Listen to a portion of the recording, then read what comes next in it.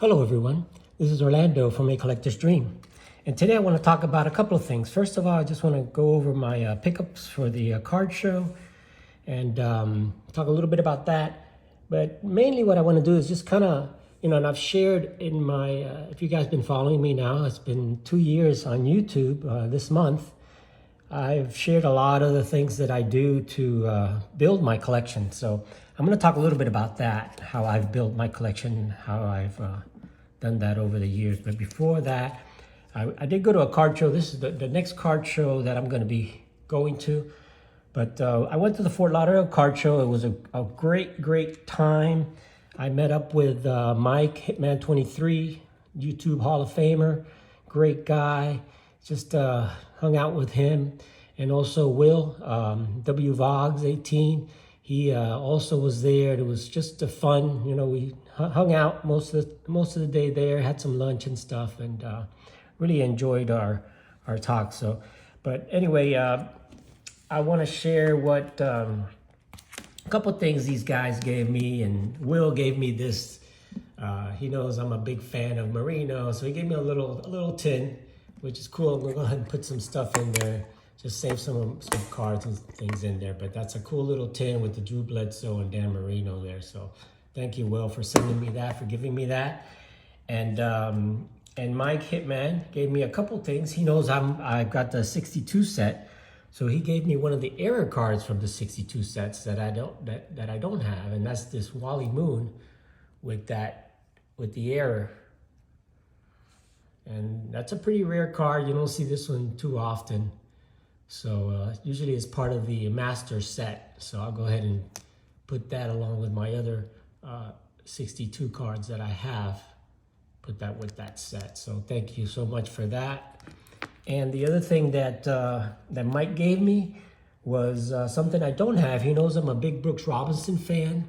So he gave me this Sportscaster Brooks Robinson, which I don't have any Sportscaster cards. And this is the first one that I've gotten. It's of one of my favorite players, Brooks Robinson. So I want to thank Mike for giving me that. Such a generous guys. Both guys, super generous, super nice guys. So I love this. I hadn't seen this, but the Magician at third base, Brooks Robinson. So I just want to thank you guys for giving me that, these small little gifts. And it's all about the friendship. You don't need to give me anything, but I appreciate everything that I get, and whatever I get from you guys, I save all of that. Of course, I put that in a special place where I keep my gifts. And another thing that I got was I did an interview with John Newman, and it's on the podcast. It already came out on the podcast, but he did a little card of me here.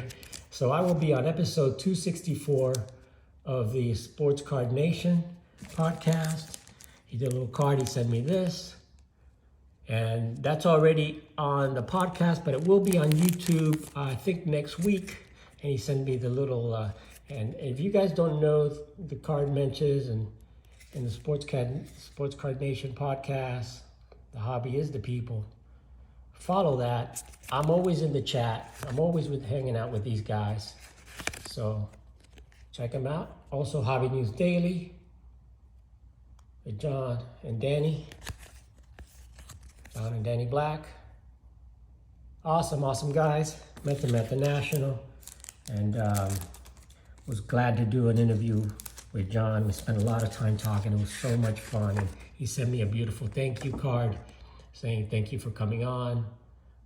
It was awesome, dude, he said. So anyway, that's what I did. And he has a little collection of signed or autographed little cards that he does for every one of his podcasts. And so he did that for me, and I sent him my one of those cards autographed. So back to the card show. My budget for every card show is $100. If I find something awesome that I really need for my collection, then we got to go with it. But usually, my strategy, and I want to just kind of talk a little bit about it. And you guys have been following me, you know what I do. I buy, I'm vintage. I buy vintage cards. I've buy them raw usually. unless it's something rare that I can't find or I need, and then I'll buy graded. But most of the time, I'll buy raw cards. And my collection, I've been doing this now for over 55 years. And I stopped maybe for 5 years during when I got right out of high school. I went to college and I got married. And I had kids right away, really. So those 5 year period, I didn't collect, but then I got right back into it when I was about 23, 24 years old. And I've collected ever since. And I'm in my late 60s right now.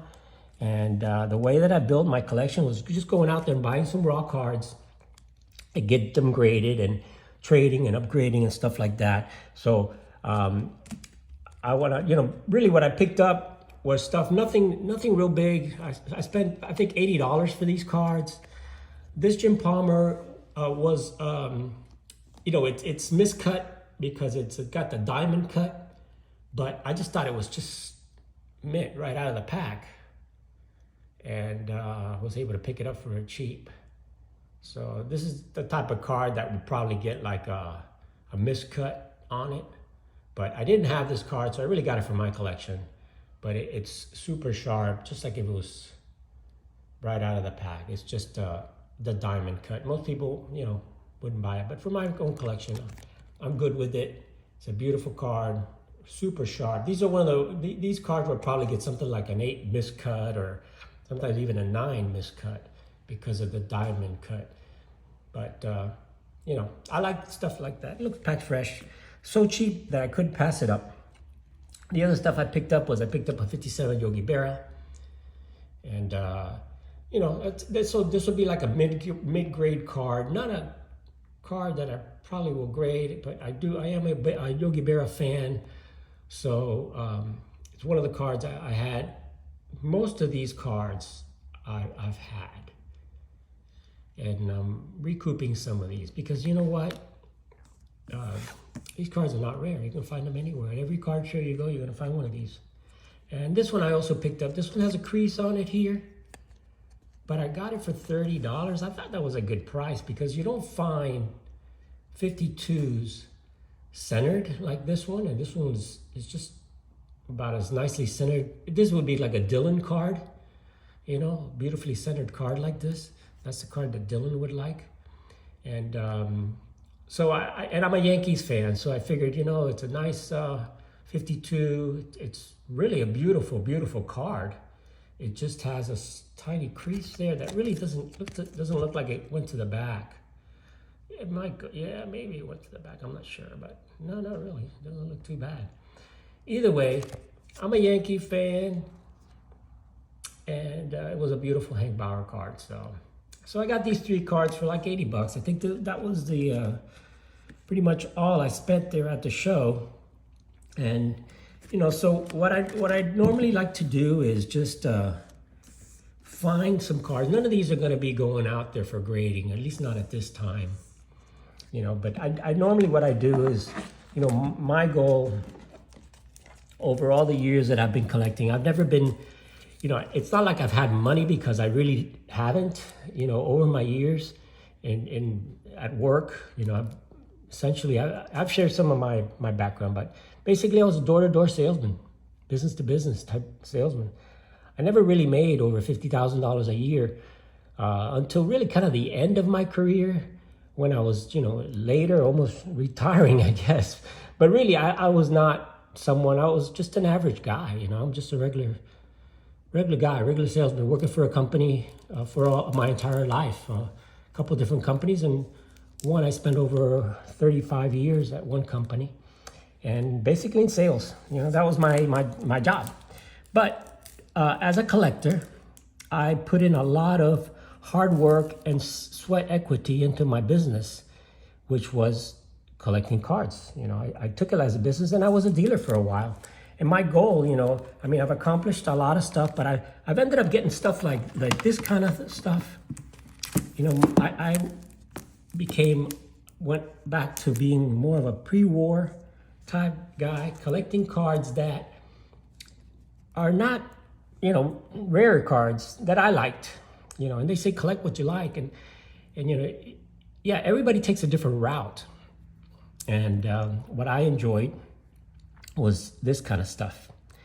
And over the years, luckily, thankfully, a lot of this stuff has gone way up in value because it's rare. I mean, I used to, in the past, I've had virtually. So let me show you some of the cards that I'm looking to probably grade now. And a lot of these, either I'll keep some or I'll sell some. And this is stuff I picked up. I picked this up at the last show that you guys saw in a Popka. And it was a beautiful Bob Waterfield card that I'm going to go ahead and get graded. At another show, I picked up this beautiful Johnny Mize, which was super sharp. So a little bit off center, but I'm going to go ahead and get that graded. I picked up this this T207 Armando Marsans. Now, I already have this card, and I have one graded, but I'm going to use this as future trade bait, which is what I do a lot, is I do a lot of trading, or I do a lot of selling to get other stuff. Here's another one that I picked up that I'm going to get graded, and this is the American Caramel card of George Mullen. It was a great pitcher for Detroit. He played with Ty Cobb. All of these cards, as you see here, I picked up for less than $100, and I'm gonna I get them graded. This one I got this will be in my personal collection.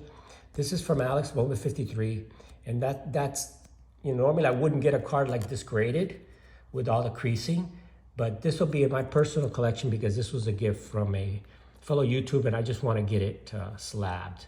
But this will be in my permanent collection in my YouTube guys. And Bill White, that I think should be in the Hall of Fame almost, his rookie card, and not beautiful Hank Bauer there, beautifully centered, another Hank Bauer, that could be a really high grade card. I'm gonna get this John F. Kennedy kind of rookie card graded, and a few other guys. So really that's kind of the stuff that I like to do, and I have gotten some stuff graded this year, and just some of the stuff I've had graded are these here. I had this Clemente, I bought that raw, and I got that graded. This one also, I had it graded. These two I bought at the National, mid-grade Minosos, had them graded. A lot of these are gonna stay in my collection, but some of these I may sell. And the reason I may sell is because all of these cards here, I can get these really pretty much any time that I want. They're out there at every single show that you go to, along with, cards like this, This is a card, for example, that I never owned. I owned almost every set from the 50s, 60s, and I still own every set from the 70s. Every card from the 70 on, I own every single one. But I used to own that, but I sold them all off to go for these, because I can't keep it all. I'm not someone that's rich. I have to sell some to buy some. But a card like this, yeah, it was always on my want list. And for 50 years, I never got it. I saw it. I could have had it a few times, but I didn't because I was focused on something else. But now I have it, and I got it in a trade. And essentially, it didn't cost me much because the other stuff I traded for, I've had for a long time and all that. So, I sold a lot of my stuff over the years. I was a dealer for many, many, many years, and during that I would buy a lot of raw cards, almost all of my mantle run. And you know what? I'm gonna show my mantle run again because I haven't shown that in a long time. It's been almost 2 years. That was one of the first things I did. So I focused my collection really, and I started going back, back in time and back to getting, Gaudy cards, which are a little more rarer, some Cuban players who I enjoyed, who I liked, stuff like that, back in history. Picked up some cards that I never had, like strip cards, some caramel cards, York caramels, and, just picked up some cards that I don't see too often, like a Grover Cleveland, American Caramel from 1921, picked up some T206s and stuff like that over my time. because I just wanted to get a just nice variety of stuff, and then when I get a chance, I'll pick up a nice, Mayo card plug like this one here, which I've shown many times. And that's kind of where my collecting has developed over the years. And a lot of it has been because I've sold a lot of my 50s and 60s and cards that I owned. I've traded and graded and upgraded, upsold and stuff like that. So some of my for example, this year, I think my number one graded success was when I graded my, I traded for a bench, 69 bench in a 6. I traded that one with Ryan Nolan at the National for some other double that I had there. It was the Buffalo Bill 1888 Goodwin champion, and a few other stuff that I got from him. Some Yogi Berra rookie card and stuff like that. So I had that 6 in my collection, but I went to a card shop and I saw that they had a raw 69 bench. I traded for that 69 bench. It was about $150 worth of trade for that 69 bench. I got that bench graded, and it graded at 8.5. Now that bench is worth over $1,000. So I ended up keeping that bench. I sold the other bench. I traded the other bench, which was a 6, and I traded that for autograph Steve Carlton rookie card. So that's kind of the stuff that I do, and I still have that bench that is an 8.5, the 69, which that's one of my probably keepers, $1,000. So how did I didn't spend $1,000 for that. I spent $150 in trade, and I ended up picking up that bench. So that's kind of how I do my deals. And some of the stuff I like to go collect is go back to, since I'm originally from Cuba, I'll go back and collect stuff from the Cuban cards. So I've been able to, trade for some of these, like, or buy some of this. This I bought at the last National, the Martin Dihigo rookie card. The best Cuban player in the history of Cuba, in my opinion, is Martin Dihigo. So I was able to pick up the Martin Dihigo rookie card at the National. And what I did there was I dropped off 5 cards at Love of the Game auction, which I auctioned those off. I got $2,700 for those cards. And that kind of helped pay for this. And I did some other trades during the year, and I also was able to pick up, I traded one of my Cuban cards, Cuban Cabanas cards, my Rafael Almeida, which wasn't a 4, but I ended up picking up a couple other things, and along with that, I went back and got another Cabanas card, which is the Armando Marsans, 1909, which is stuff that I like. It's a rare stuff like that, so these came in the little packs and stuff. So, and other stuff that I collect. I mean, I like some boxing, so I collect some old boxing, and that's just stuff that I like. And so I got a couple of boxing here. I'll show you a Jack Johnson, and most of this stuff, and this one was my Jack Dempsey that I showed from 1888. So. Just kind of wanted to share a little bit about, on my strategy. These will be my next graded cards and what I've done over the years and how I've collected cards over the years. And a lot of it has been, just buying and selling as a dealer at card shows. Buying raw. I'll show you my mantle run. I'll try to do that on my next video. And you'll see that the majority of my mantles, there's 21 in the total run. I think about 16, 17 of those were all raw that I purchased raw, and I got graded, and some of them got 6s and 7s, and that's how I build my collection. And over the years, I've done that and consolidated and really tried to build a collection that I like and I enjoy. All of my money has been reinvested back into my collection, and my time and effort of, going to all these shows that I attend every month, and, just, searching for stuff that I'm able to in the future, maybe sell. So none of this stuff I'm going to keep. I'm eventually going to use this as some trade bait stuff, except for this one, of course. And I've got some more that I'll be able to do to hopefully go and get some cards like this, some rare stuff that you don't see very often, you know. And, you know, fortunately, I've been able to pick up some cards like this, and I've got a couple of these, actually, 2 Kellys. I've got the 4 that you've seen, and this is the one that's on my registry, the PSA copy of it. And it's a beautiful card, but it's got some back damage. And, you know, gone and was able to hopefully, luckily, pick up some of the rare cards, like the first set of football, 1894 Mayo. And the first football card ever, the Beecher card. And this is probably the nicest Beecher card you'll ever see, from 1888. So it's got the back, but that's how I can afford them.